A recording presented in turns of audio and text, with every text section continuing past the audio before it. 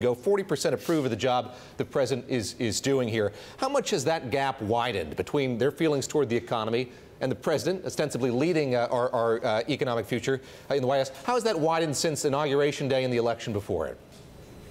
Yeah, well, we asked people how they're feeling about some pocketbook issues, their own personal finances, their careers, their housing, and generally they are feeling fairly optimistic. They feel like things are perking up for the economy, but that is not translating to Donald Trump. Obviously, he's got lots of other clouds around him.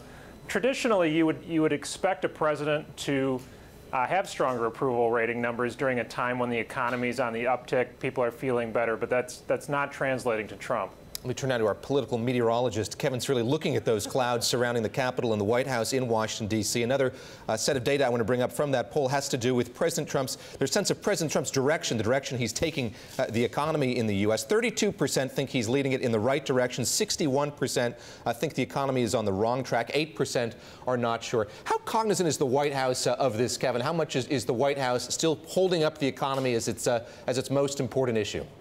Hey, David, hope you had a good weekend. Yeah, they are definitely taking a look at this. And I think when you crunch the numbers a little bit, as John was saying, that on the issue of creating jobs and the economy, he has his highest numbers, but still that's below 50%. He's hovering at about 46, 47% on that front. That's why you're seeing the White House push out a Made in America week, so to speak, that they're trying to focus on U.S. businesses. It's why you're going to see later in the second half of the week the administration talking about taking a tougher stance on steel with China. And it's also why I think it's interesting to look at the healthcare numbers, because that's really the number that stood out to me the most, that only 28% of those polled actually approve of the president's handling on healthcare. Now, when you look at the 8 to 12 senators in the Republican Party right now who are undecided on Senate Majority Leader Mitch McConnell's ability to pass that healthcare reform, there's no room for error. You have one senator drop off and join Senator Collins and Senator Rand Paul, who, by the way, are ideologically on